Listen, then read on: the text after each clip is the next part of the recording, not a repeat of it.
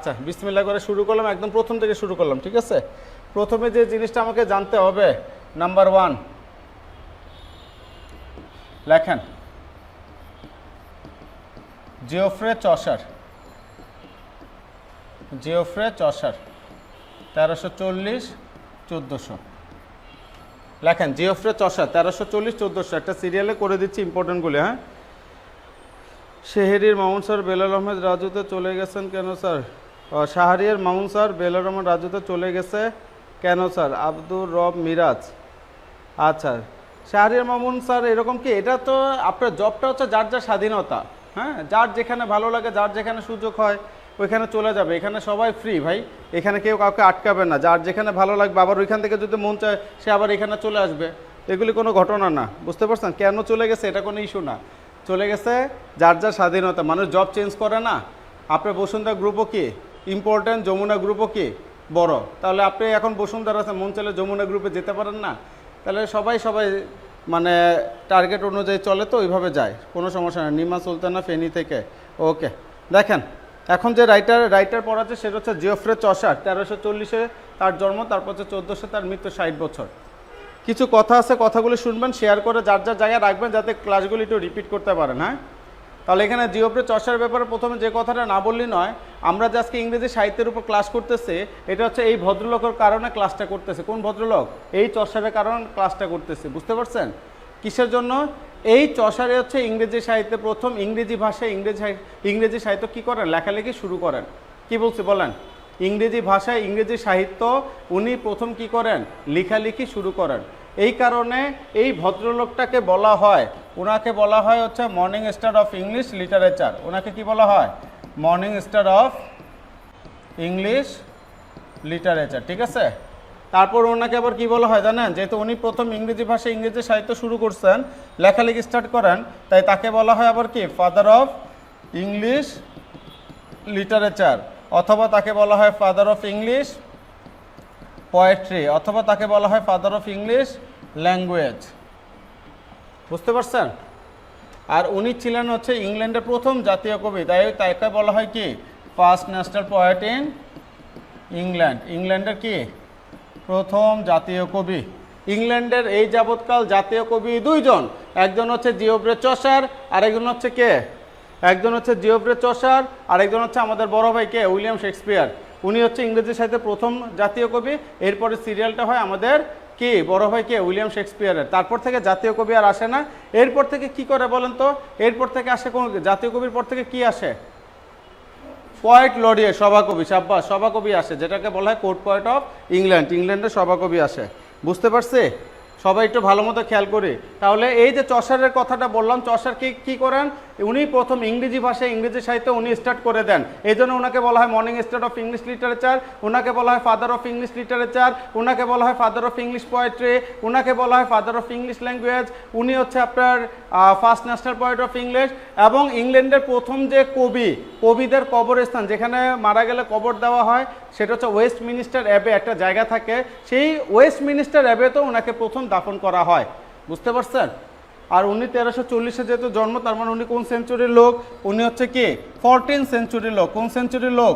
উনি হচ্ছে 14 সেঞ্চুরির লোক, বুঝতে পারছে সবাই? উনি হচ্ছে 14 সেঞ্চুরির লোক, ওকে। উনি হচ্ছে 14 সেঞ্চুরির লোক, ঠিক আছে। তার মানে পরীক্ষা আসে শেক্সপিয়ার কোন সেঞ্চুরির লোক? শেক্সপিয়ার হচ্ছে 16 সেঞ্চুরি, উনি হচ্ছে 14 সেঞ্চুরির লোক। বাংলা সাহিত্য যেমন কবিতা দিয়ে আপনারা জানেন না লেখালেখি শুরু হয়, চর্যাপদ, এগুলি কি গীতি কবিতা না? এগুলো কি কবিতা দিয়ে শুরু হয়? এরকম ইংরেজি সাহিত্য প্রথম শুরু হয় কি? কবিতা দিয়ে, তারপরে আস্তে আস্তে নাটক আসে, বুঝতে পারছে? এই নাটকের যুগ বলা হয় এলিজাবেথান পিরিয়ড। এলিজাবেথান পিরিয়ড থেকে খালি কি নাটকটা ধুমায় চলে আসে, সিরিয়াল বাই সিরিয়াল। আর যেহেতু ইংরেজি সাহিত্য প্রথম কবিতা দিয়ে শুরু হয়, এই যে দেখেন ফাদার অফ ইংলিশ পোয়েট্রি আবার কাকে বলা হয়? এই জিওফ্রে চসারকে, মানে কবিতার জনক, বুঝতে পারছে সবাই? আর উনি হচ্ছে ইংরেজি ভাষায় সাহিত্য লেখেন, তাই তাকে বলে ফাদার অফ ইংলিশ ল্যাঙ্গুয়েজ। আর উনি হচ্ছে ইংল্যান্ডের প্রথম জাতীয় কবি, বুঝছি সবাই?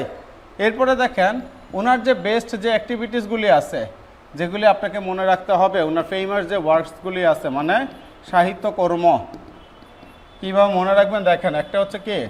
The Canterbury tales, the Canterbury tales. তারপর কি? নান্স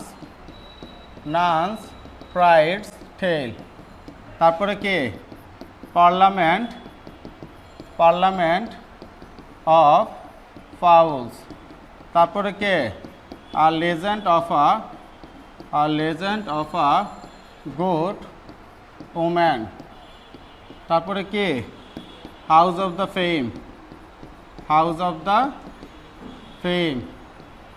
তারপরে কে? Roman de la Rose, Roman de la Rose. তারপরে কে? Story of Griselda, story of Griselda. তারপরে কে? ট্রোইলাস অ্যান্ড ক্রাইসিডা। এই লেখেন, এগুলি খুবই গুরুত্বপূর্ণ। হ্যাঁ, ওনার অ্যাক্টিভিটিসগুলি লেখেন। একটা হচ্ছে ক্যান্টারবারি টেলস, তারপর নান্স প্রাইস টেল, তারপর parliament of fowl, legend of a good women, house of the fame, Roman de la Rose, story of Griselda, Troilus and Criseyde, এগুলি লেখেন। চঞ্চল কুমার, আদাব স্যার, কেমন আছেন? আলহামদুলিল্লাহ ভালো আছে। সবাই যার যার জায়গা থেকে একটু শেয়ার করে দিই। হ্যাঁ, সবাই ক্লাসটা আমরা একটু শেয়ার করে দেই।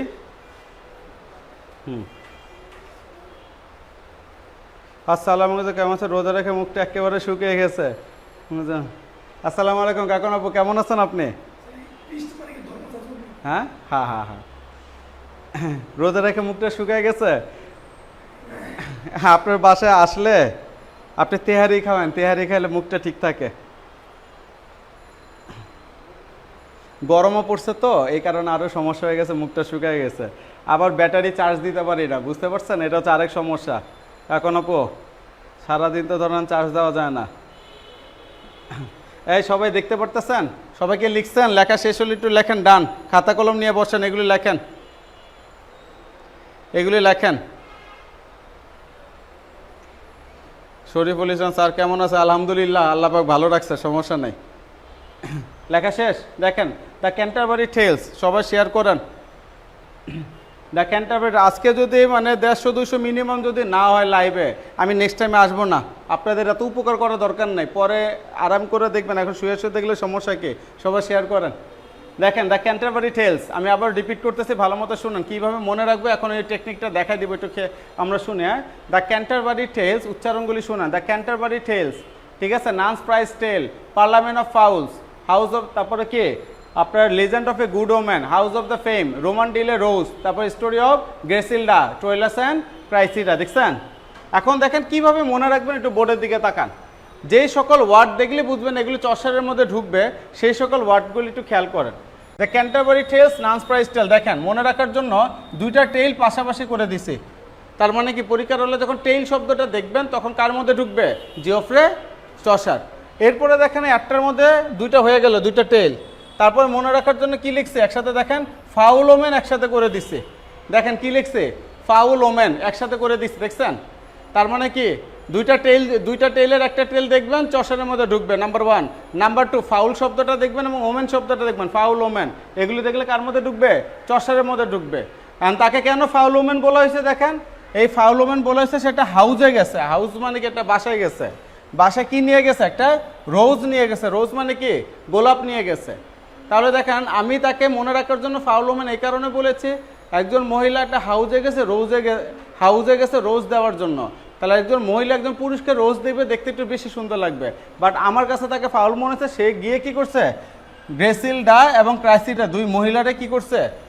পুরস্কার দিচ্ছে, মানে হচ্ছে ফুলটা, গোলাপ ফুলটা দিয়েছে, রোজটা দিয়েছে, এই জন্য তাকে ফাউল ওম্যান বলা হয়েছে। আর এখানে ডি এ শব্দটা আছে না, খেয়াল করেন। অপশনে ডিও থাকতে পারে অথবা কি থাকতে পারে? ডিইও থাকতে পারে। তারপরে সে এই ফাউল ওম্যানটা হাউজে যায়, রোজ দিছে কাকে? দুই দাদা অথবা দিদিকে। কীভাবে মনে রাখবেন বলেন? দুইটা টেইল, তারপর ফাউল ওম্যান, হাউজ রোজ, হাউজে গেছে রোজ নিয়ে, কাকে? দুই দাদা দুই দিদি। বুঝছি? আবার বলেন, আমার দিকে তাকায় বলেন। হ্যাঁ হ্যাঁ হ্যাঁ হ্যাঁ হ্যাঁ, দাদা বা দিদি। তার মানে এই শব্দগুলি টেইল, ফাউল ওম্যান, হাউস রোজ, আর কি? দাদা অথবা দিদি। এই শব্দগুলি থাকলে চোখ বন্ধ করে কে ঢুকবে? Geoffrey, Chaucer. সবাই বুঝছে? সবাই বুঝছে? এখানে দেখেন, থার্ড ব্র্যাকেট দিয়ে আমি একটা জিনিস লিখছি, দেখেন ট্রোইলাস অ্যান্ড ক্রেসিডা, হ্যাঁ এটা একটা নাটক, play by William Shakespeare.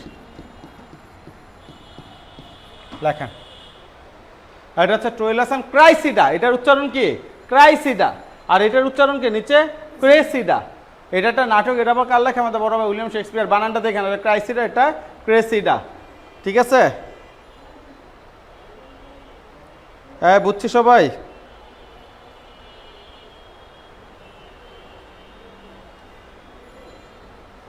G sir, ওকে। হুম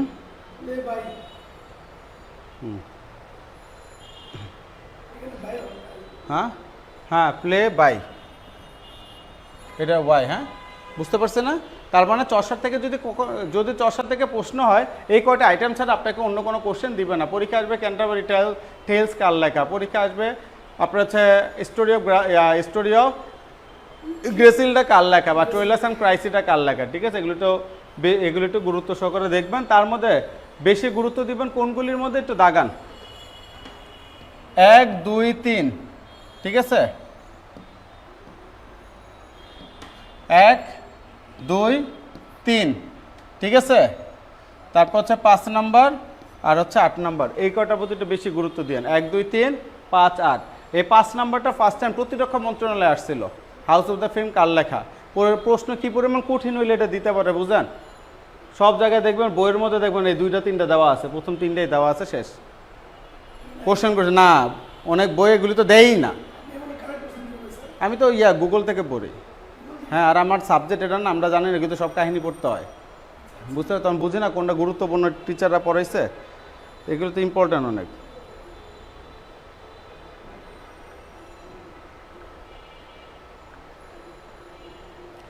কই গেল অল্প ইনফরমেশন, এগুলো তো বিভিন্ন বই থেকে কপি করা।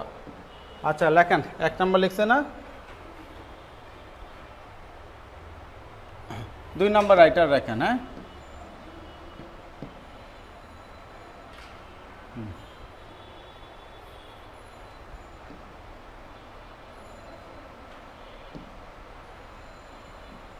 লেখেন 2 নাম্বার লেখে জর্জ বার্নার্ড শো। লেখেন জর্জ বার্নার্ড শো, ওনার জন্ম হচ্ছে 1856, মৃত্যু হচ্ছে 1950। লেখেন জর্জ বার্নার্ড শো 1856 1950, লেখেন জর্জ বার্নার্ড শো 1856 1950।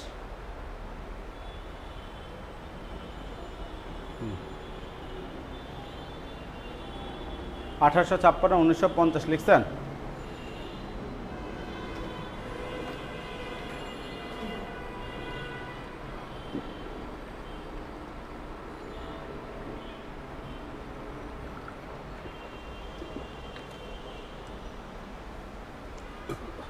একটু পানি খেলাম। হ্যাঁ, এই জর্জ বার্নারের পাশে লেখেন টিটিএম।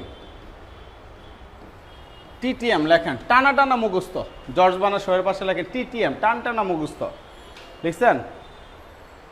এই জর্জ বার্নার শো 1856 সালে জন্মগ্রহণ করে, 1950 সালে মারা যান, ঠিক আছে? প্রথম যে কোশ্চেনটা আছে, উনি কোন দেশে? উনি একজন আইরিশ প্লে রাইট। কোন দেশে? আইরিশ। উনি যেহেতু 1856 জন্মগ্রহণ করেন, তার মানে উনি হচ্ছে 19 সেঞ্চুরি। কোন সেঞ্চুরির? 19 সেঞ্চুরির একজন পার্সন, ঠিক আছে? আর ওনাকেই বলা হয় father of English modern literature. আধুনিক লিটারেচারের জনক হচ্ছে কে? এই জেবি শো। আর লিটারেচারের জনক কে? George burner. লিটারেচার জনক হচ্ছে কে? Geoffrey Chaucer. আর এদিকে লিটারেচার জনক আমাদের শেক্সপিয়ার।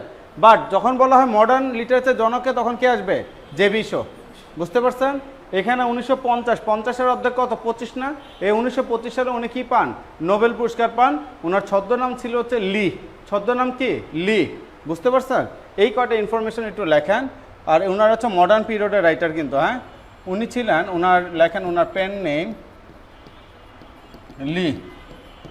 তারপর লেখেন উনি ছিলেন কি? একজন আইরিশ প্লে রাইট, ঠিক আছে? আইরিশ প্লেরাইট, ওনাকে বলা হয় father of modern English literature অথবা প্লে।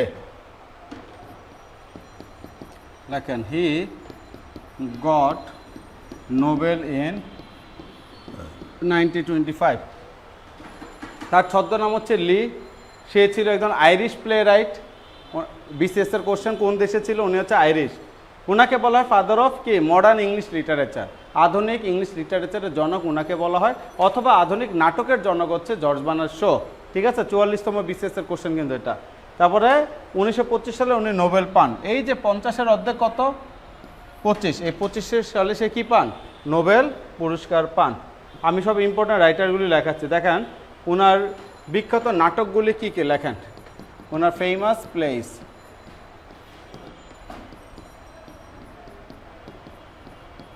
ডক্টরস ডিলেমা,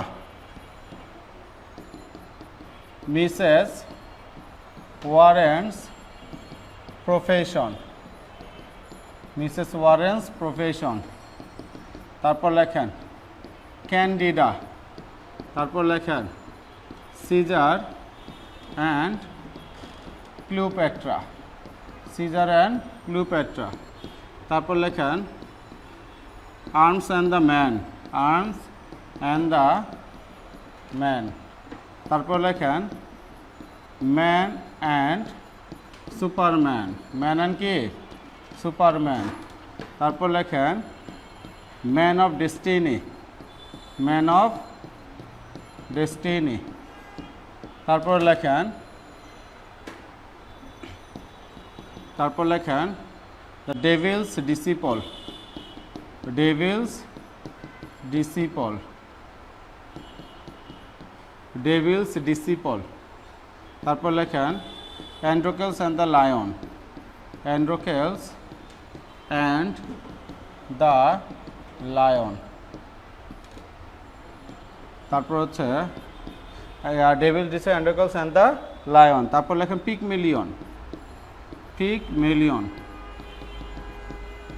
ঠিক আছে, তারপর লেখেন পিগমেলিয়নের পর লেখেন you never can tell, you never can tell. তারপর লেখেন ইউ নেভার ক্যান টেল লিখছেন। তারপর লেখেন দ্য জুয়ান অফ আর্ক। লেখা শেষ করে জানান, লেখা শেষ করে জানান।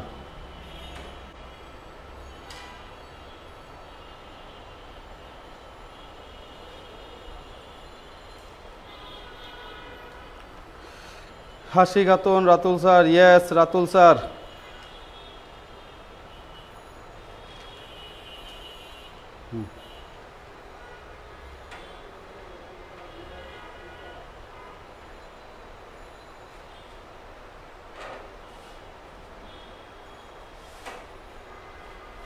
লেখা শেষ করে একটু জানা না।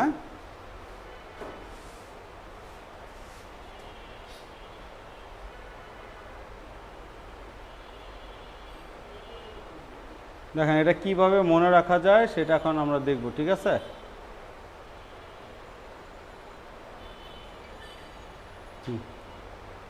দেখেন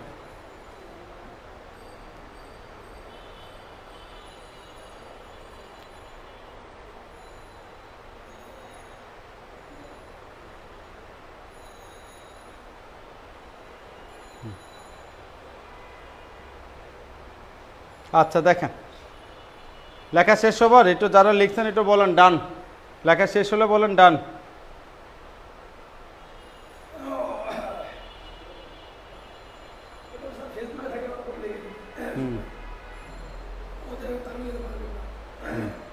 আচ্ছা, দেখেন নাটকগুলো আমরা কীভাবে মনে রাখবো। তাহলে এখানে উনি যে নাটকগুলি লিখছে সব হচ্ছে প্লে, হ্যাঁ, যেহেতু ওনাকে বলা হয় father of modern English play right অথবা কি father of modern English literature. এখন এটা খেয়াল করবেন উনি এখন কি বলতেছে, দেখেন ওনার যে নাটকগুলি, যে ডক্টরস ডিলেমা, কি বলছে doctor's dilemma, Mrs Warren's profession, Candida, Caesar and Cleopatra, arms and the man, man and superman, man of destiny, devil's disciple, Androcles and the lion, তারপর হচ্ছে Pygmalion, you never can tell, তারপর হচ্ছে কোনটা, the জোয়ান of arc.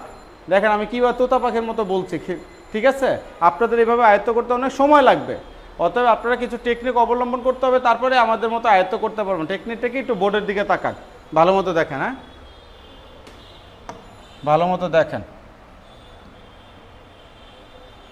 দেখেন কি বলতেছে, doctor যখন মিসেস ওয়ারেন্সের ক্যান্সারের চিকিৎসা করছিল, ক্যান্ডিডা থেকে কি মনে রাখার জন্য কি শব্দটা নিয়ে আসলাম, ক্যান্সার, ক্যান্সার থেকে ক্যান্ডিডা।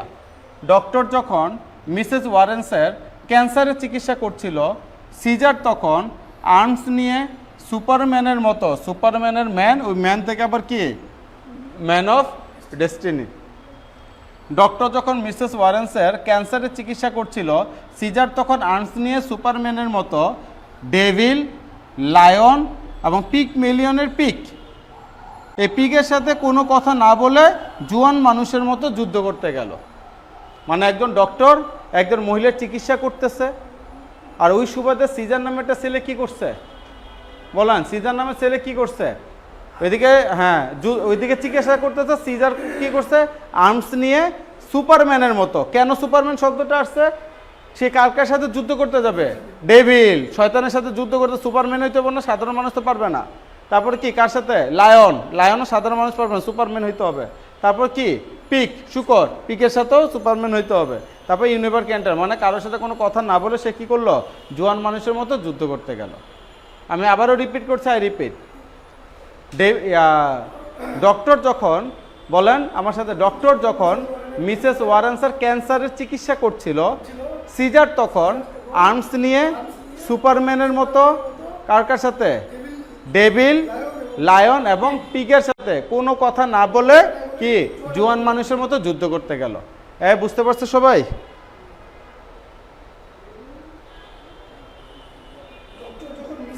ঠিক আছে, আখি ইসলাম ডান, ওকে, হ্যাঁ হ্যাঁ হ্যাঁ, হুম, হ্যাঁ, পিকের সাথে কোনো কথা না বলে জোয়ান মানুষের মতো যুদ্ধ করতে গেল, ইয়াং। ঠিক আছে,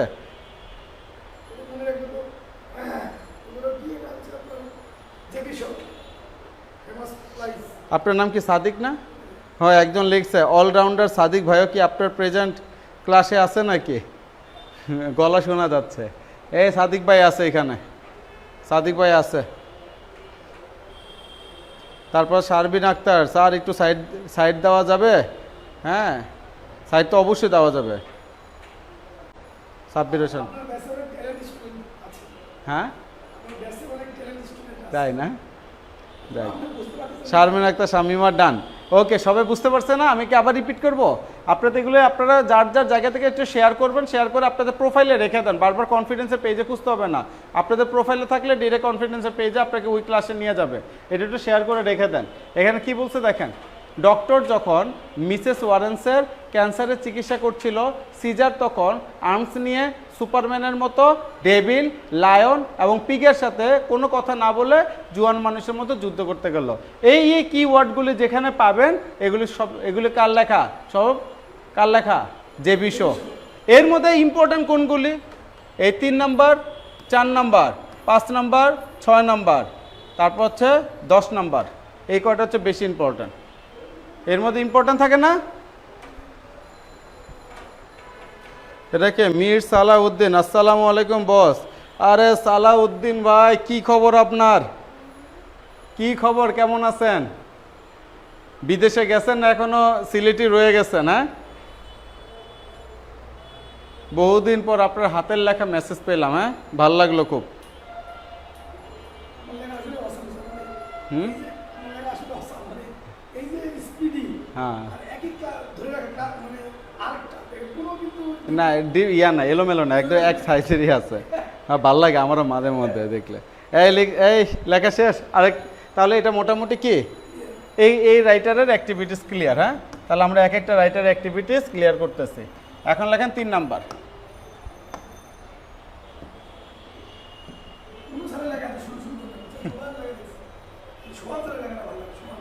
সোহান স্যার না? আচ্ছা লেখেন, Thomas Stearns Eliot. Thomas Stearns Eliot মানে কি? TS Eliot. ফাটাফাটি ফাটাফাটি ফাটাফাটি ফাটাফাটি ফাটাফাটি ইম্পর্টেন্ট একটা নাম থমাস স্টার্নস এলিয়ট বা কি টিএস এলিয়ট। এটার পাশেও লেখেন কি?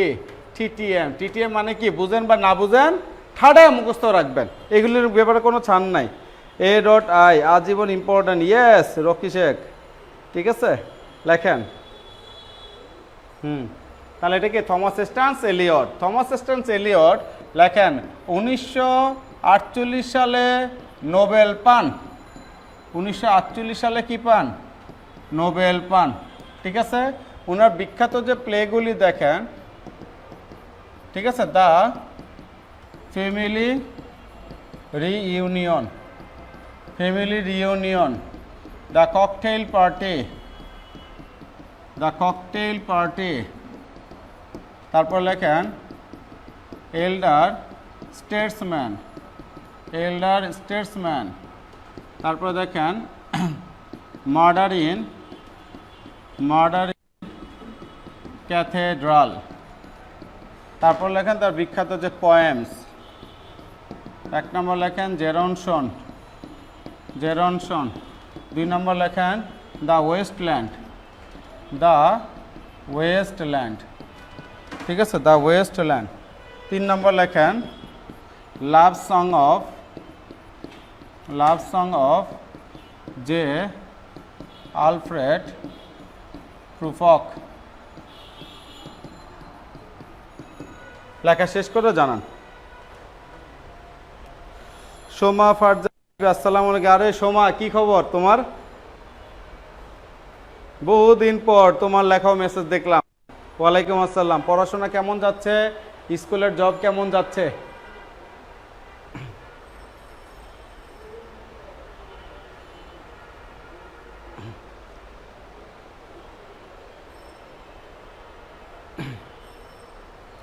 এখানে সোমা যে মেসেজটা করছে প্রচুর পড়ুয়া স্টুডেন্ট, অনেক, এবং মনেও রাখতে পারে, ভালো ভালো মনে রাখতে পারে আর কি, অনেক চেষ্টা করতেছে। আচ্ছা দেখেন T S Elliot, Thomas Stearns Elliot, হ্যাঁ, উনি হচ্ছে 1948 সালে নোবেল পান। কত সালে নোবেল পান?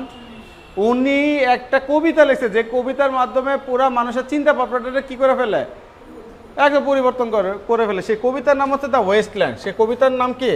The wasteland. এই ওয়েস্টল্যান্ডের পাশে লেখেন, ওয়েস্টল্যান্ডের পাশে লেখেন M.I, মারাত্মক ইম্পর্টেন্ট। আর নিচেরটাও লেখেন M.I, মারাত্মক important, love song of J Alfred প্রুফক। এবার যদি পরীক্ষায় আসে ইনশাল্লাহ এইসব নামগুলি থেকে তো ঘুরে ফিরে প্রশ্ন আসবে, এই দুইটা কখনোই ভোলা যাবে না। এই দুইটার পাশে লেখেন কখনোই, এই নামগুলি কি কখনোই ভোলা যাবে না, কখনোই ভোলা যাবে না। দ্য ওয়েস্টল্যান্ড আর love song of J Alfred Prufrock. কী পরিমাণ গুরুত্ব দিয়ে কাজ করতেছে, হ্যাঁ স্যার। শেক্সপিয়ারের বড় ভাই বলার কারণটা কি? সুযোগ পেলে বললেন। ইংরেজি সাহিত্যে কোন জায়গায় তার অবদান নাই? হ্যাঁ, মেন্টালিটি চেঞ্জ করার একটা মাধ্যমই হচ্ছে শেক্সপিয়ার, এবং সব কিছু বলে গেছে, সুখের কথা দুঃখের কথা সব কিছু বলে গেছে। হ্যাঁ, তার লেখার উপর আসলে অন্যভাবে চিন্তাভাবনা করা হচ্ছে বোকামি। এবং 1590 সাল থেকে যে লোক লেখালেখি শুরু করে, ওই 16th সেঞ্চুরি পার্সনের মাথায় যে এত পরিমাণ জ্ঞান বুদ্ধি থাকতে পারে, এগুলো আসলে মানে অমায়িক। আরও তার নাটকগুলিতে, আমরা তো নাটকগুলি অ্যানালাইসিস করে পড়ি, দেখা যায় আরও অনেক ইনফরমেশন আছে, সব কিছু মিলে ওনাকে সালাম, বড় ভাই হিসেবে কাউন্ট করা হয়, ঠিক আছে। আচ্ছা এখানে দেখেন থমাস এডিসন 1948 সালে নোবেল পান। এগুলো হচ্ছে তার নাটক, নিচেরগুলি কি তার কবিতা। পরীক্ষায় সবচেয়ে বেশি আসার মতো হচ্ছে দুইটাই। আর এই নাটকগুলি কীভাবে মনে রাখবে? নাটকগুলি কি আছে? The family reunion, cocktail party, elder statesman, আর কি মার্ডার ইন ক্যাথেড্রাল। দেখেন কীভাবে মনে রাখবেন। একটা ফ্যামিলি রিইউনিয়নে, ফ্যামিলি রিইউনিয়ন হয় না বাসায়? এই যে সামনে ঈদ আসতেছে, ঈদে তো দেখবেন যে ফ্যামিলি কারো না কারো বাসায় তো আপনি ঈদ করবেন, হয় আপনার বাসা সবাই আসবেন, আপনি কারোর বাসা যাবেন, বাসা কিন্তু মোটামুটি সবাই করে। হ্যাঁ, তাহলে এরকম ফ্যামিলি রিইউনিয়ন হচ্ছিল। একটা ফ্যামিলি রিইউনিয়নে ককটেল মারা হইলো। ককটেল মানে কি? বম মারা হইলো, ঠিক আছে। এতে এল্ডার মানে কি? বড় ভাই মার্ডার হয়ে গেল। এই শব্দগুলি দেখলে কার মধ্যে ঢুকবে? এইভাবে মনে রাখবেন, ঠিক আছে। এটা আপনাদের জন্য বানানো, আমাদের তো লাগে না। হ্যাঁ, এই আর কি, আমাদের দেখি সব গল্প সব পড়া, এগুলি লাগে না। এনে তাহলে কি আছে বলেন তো, একটা ফ্যামিলি রিউনিয়ন কি মারা হইলো, ককটেল মারা হইলে তো এল্ডাররা মানে কি বড়রা মার্ডার হয়ে গেল। আর দুইটা কবিতা কি কখনোই ভোলা যাবে না, কোনটা, ওয়েস্টল্যান্ড আর love song of J Alfred Prufrock. BCS written দিবেন, ভাইবা দিবেন বা এনটিআরসি এর ভাইবা দিবেন, এগুলি নিয়ে Wasteland love song J Alfred Prufrock নিয়ে কোশ্চেন করবেই, এগুলো খুব গুরুত্বপূর্ণ। Okay clear sir. Rocky Sheikh family reunion cocktail মেরে স্টেটমেন্টকে মার্ডার করে ফেললো, হ্যাঁ এল্ডারকে মার্ডার হয়ে গেল, ঠিক আছে, আপনি তো ভালোই জানেন, লিখছেন। তারপর লেখেন কত নাম্বার, 4 নাম্বার, 4 নাম্বার লেখেন। রবার্ট ফ্রস্ট, উনি হচ্ছে একজন আমেরিকান, কোন দেশে, আমেরিকান। তিনি 4 বার পুলিৎজার প্রাইজ পান, ঠিক আছে। তার বিখ্যাত poems the road not taken, মেন্ডিং wall, death of a hired man, death of a hired man after apples picking, stopping by woods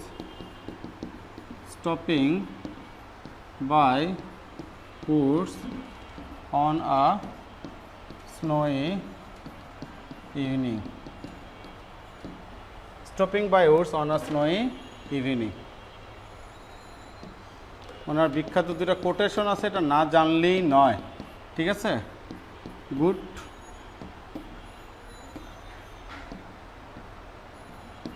good fences make good neighbors, ঠিক আছে। আর এটা হচ্ছে I have promises to keep and miles to go before I sleep,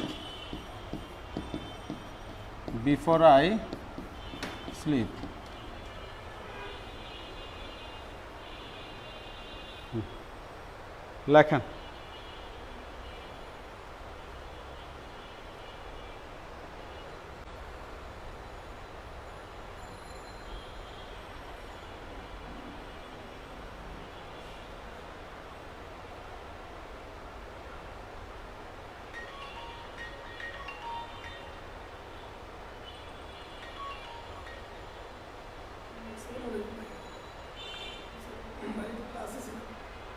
লেখা শেষ হলে জানান, হ্যাঁ দেখেন।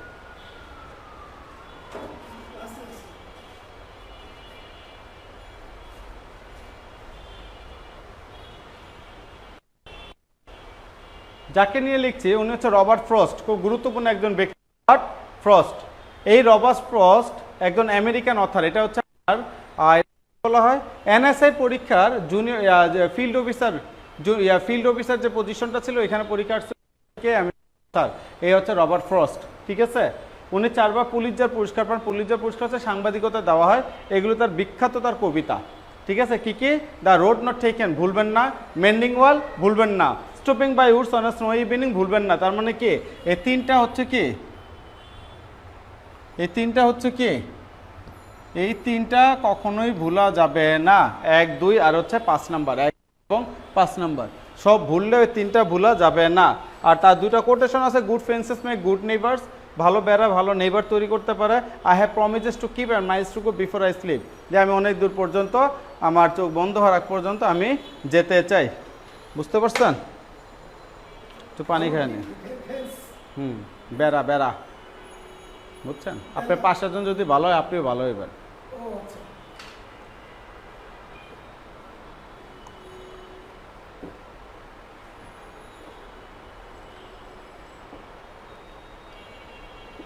দাঁড়ায় পানিগুলি খাইলাম।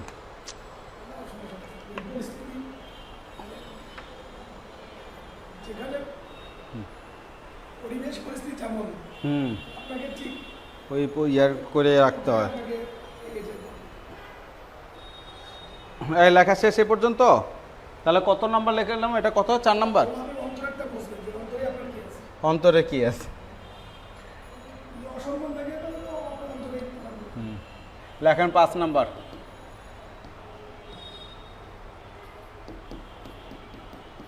এই গুরুত্বপূর্ণ রাইটারদের রাইটিংসগুলি ভুলা যাবে না। আর্নেস্ট হেমিংওয়ে লেখেন 1953 সালে পুলিৎজার প্রাইজ পান।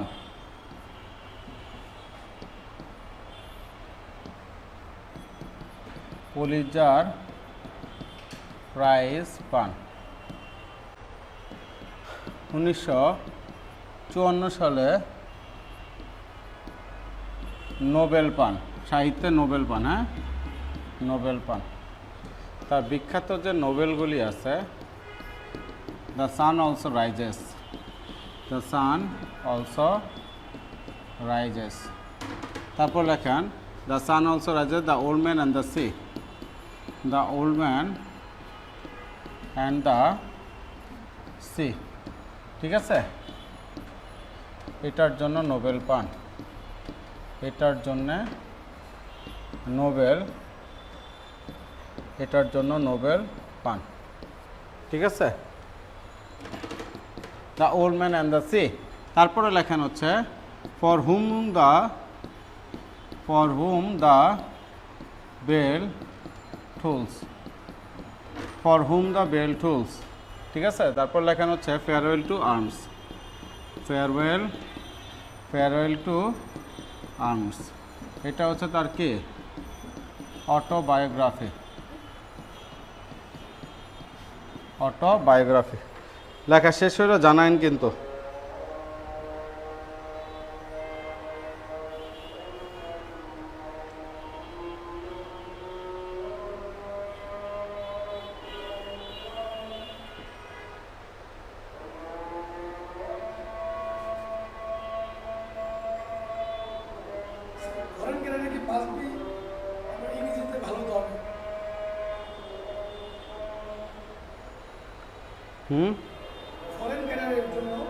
হ্যাঁ,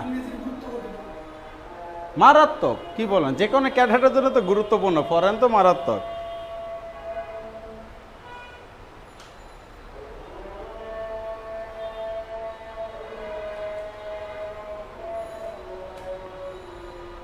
লেখা শেষ হলে জানায়েন।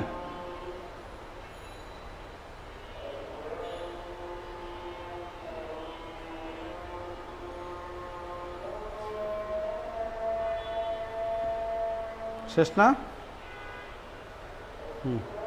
শিল্পী বেগম স্যার, আসসালামু আলাইকুম। ওয়ালাইকুম আসসালাম। শারমিন ডান, স্পেলিংটা হেমিংওয়ে হবে। আমি কি লিখছি? হেমিংওয়ে। ও HE হবে না, HA লিখে ফেলছে, হেমিং। ঠিক আছে, ওকে।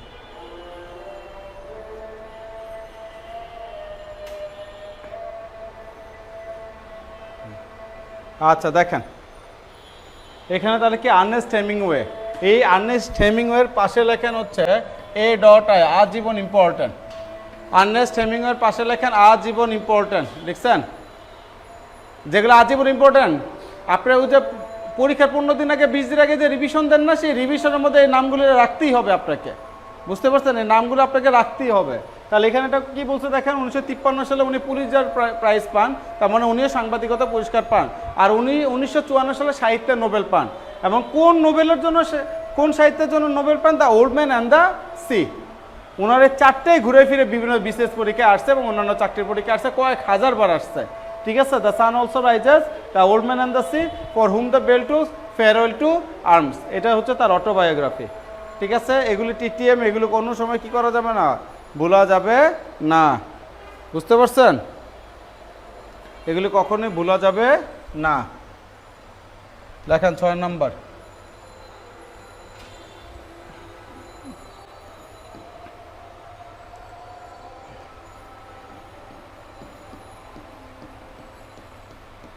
Ben Jonson.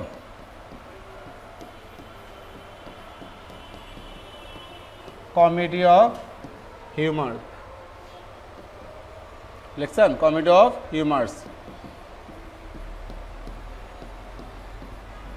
He was made poet laureate in 1616. His comedies were connected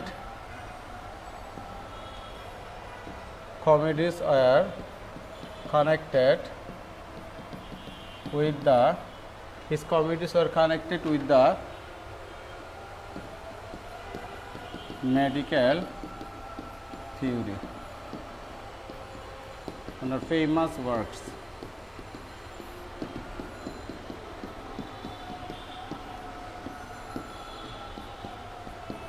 Every man in his humor. Every man out of his humor. তারপর লেখার ভল্পনে, তারপর লেখেন আলকেমিস্ট, তারপর লেখেন সাইলেন্ট ওম্যান।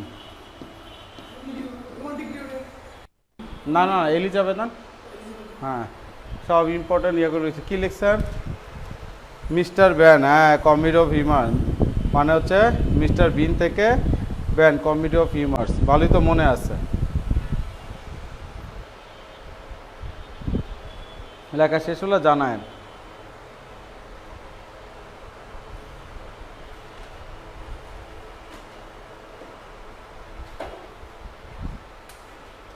লেখা শেষ হলে জানায়।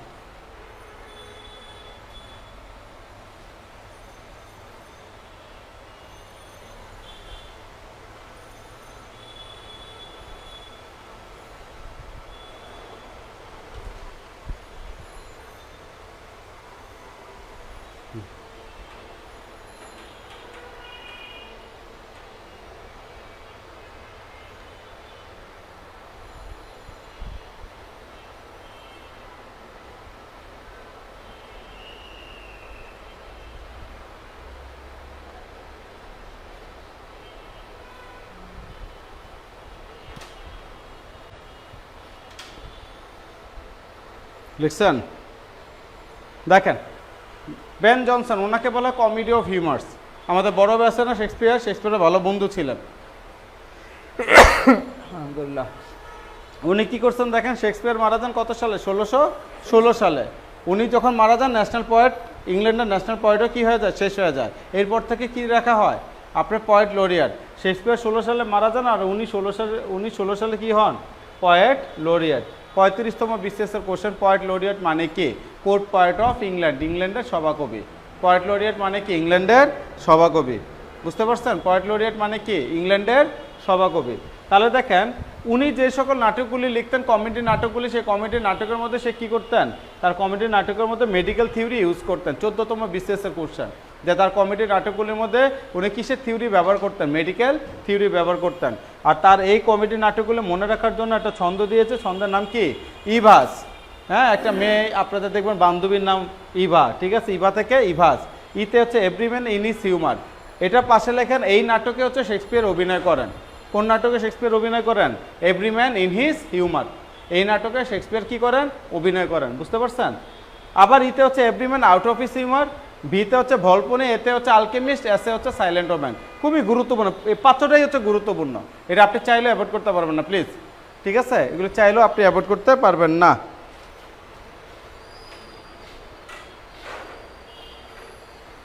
1616 আগে হচ্ছে পয়েট লরিয়েট। পয়েট লরিয়েট,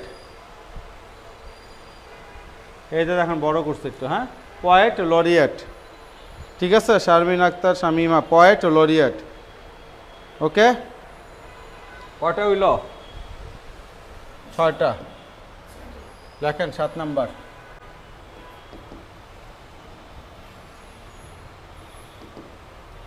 লেখেন আলেকজান্ডার পপ। বললো না গুরুত্বপূর্ণ আজকে রাইটারদের খালি নাম লিখে দিব, ঠিক আছে?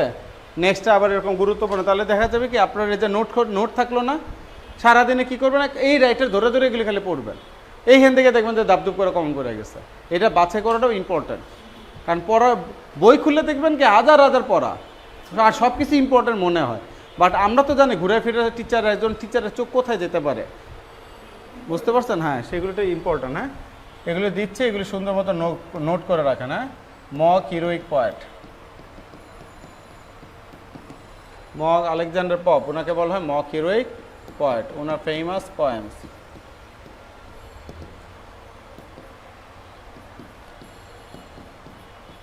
রেপ অফ দ্য লক,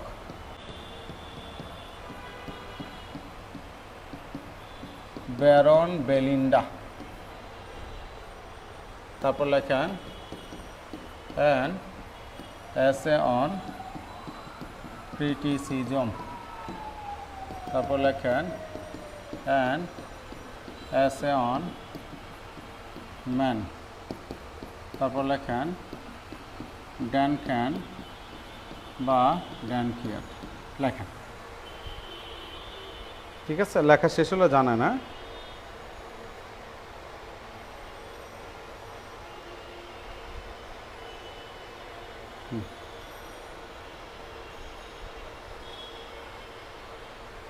লেখা শেষ হলো, জানা। আলেকজান্ডার পপ, ওনাকে বললো mock heroic poet, new classical পিরিয়ডের রাইটার। কোন পিরিয়ডের? নিউ ক্লাসিক্যাল পিরিয়ডের। হ্যাঁ, উনি হচ্ছে এলাকার মানুষগুলির সমস্যাগুলি কী করতো, মকারির মাধ্যমে শো করতেন। মকারি মানে হচ্ছে তামাশা করার মাধ্যমে। তার বিখ্যাত একটা কবিতা হচ্ছে রেপ অফ দ্য লক। আর এই রেপ অফ দ্য লকের দুইটা জগৎ বিখ্যাত আপনার ক্যারেক্টার আছে, একটা হচ্ছে ব্যারন আর একটা হচ্ছে বেলিন্ডা। ব্যারন ছেলের নাম, বেলিন্ডা হচ্ছে মেয়ের নাম। রেপ অফ দ্য লক, এটার পাশে লেখেন TTM, T.T.M, এই রেপ অফ দ্য লক, এটার পাশে লেখেন TTM, টান টানা মুখস্থ। 44তম বিশেষ পরীক্ষা কি আসছে দেখেন, an essay on man, Alexander পপের কোন ধরনের গ্রন্থ? অ্যান এসে অন ম্যান কোন ধরনের গ্রন্থ? উত্তর কি? যেহেতু উনি মক হিরোইক পয়েট, কবি বলা হয়, তার মানে উনি কি লিখছে? এগুলি কবিতা। অনেকেই এসে দেখা নোবেল প্লেটের অপশনে ছিল, এগুলি লেখা শুরু করছে। এগুলো করা যাবে না, ঠিক আছে? এগুলো দেখবেন। আমরা বলি না little learning is a dangerous thing, কার উক্তি? এই আলেকজান্ডার পপের। আবার বলি না মানুষ মাত্রই ভুল, কার উক্তি? এই আলেকজান্ডার পপ, ঠিক আছে? তার মানে ওনার কিছু কোটেশন আছে, কোটেশনগুলি কি? আর little learning is little learning is a dangerous thing, আর little learning is a dangerous thing, ঠিক আছে? অল্প বিদ্যা ভয়ঙ্কর। আবার কি? টু আর ইজ হিউম্যান, ঠিক আছে? মানুষ মাত্রই ভুল। টু ফরগিভ ইজ ডিভাইন, মানে কি? ফরগিভ ইজ ডিভাইন মানে কি?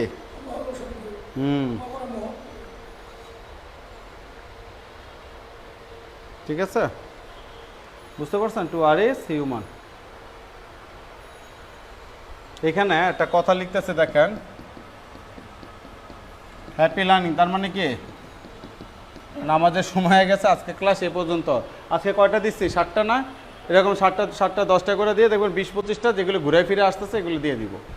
হ্যাঁ, এর বাইরে থেকে ইনশাল্লাহ আপনাদের পড়তে হবে না, এগুলো একটু ভালো মতো পড়েন। মানে এখানে আপনার যারা সর্বনিম্ন 7-8 মানে 50% মার্কস পেতে চান, 7, 8, 9, 10, ঠিক আছে? কারণ 100% মার্কস পেতে হলে 100% পড়তে হয়। আপনি যদি মনে করেন যে লিটারেচার আমার 8-10 তুললেই এনাফ, তাহলে যে এই রাইটারগুলি একটু ভালো মতো পড়বেন। আর এগুলো যে আরও ডিটেলসে মনে রাখার টেকনিক সহ আরও ডিটেলসে পড়ানো হয়, এটা ক্লাসরুমে পড়ানো হয়, গল্প শেয়ার করে করে, তখন 15 আসে। হ্যাঁ, গল্প শেয়ার করে করে পড়ানো হয়, এগুলো প্রত্যেকটা গল্প শেয়ার করে করে ক্লাসে পড়া, যাতে জিনিসটা আরও কি হয়, ক্যারেক্টার সহ পড়া, যাতে মাথার মধ্যে থাকে, ঠিক আছে? এগুলো সব কিছু জেনে ভর্তির জন্য আপনার অনলাইন অফলাইন যে কোনো ক্ষেত্রে ভর্তির জন্য যোগাযোগ করতে পারেন। নিচে স্ক্রলের নাম্বার যাচ্ছে, এটার সাথে যোগাযোগ করতে পারেন সেই সময় আপনার প্রিপারেশনটাকে আরও স্ট্রং করার জন্য, ঠিক আছে? আর এখানে হ্যাপি লার্নিং লিখছে, হ্যাপি লার্নিং মানে কি? আজকে ক্লাস এই পর্যন্তই। পড়াশোনা শাসন আনন্দময়ী হোক এবং আজীবন আনন্দময়ী হোক, ঠিক আছে? আসসালামু আলাইকুম রহমতুল্লাহি ওয়া বারাকাতুহু।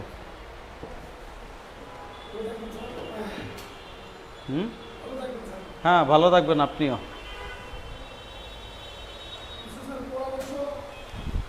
পরামর্শ খালি পড়াশোনা, এটাই পরামর্শ। হ্যাঁ, ওকে। হ্যাঁ হ্যাঁ।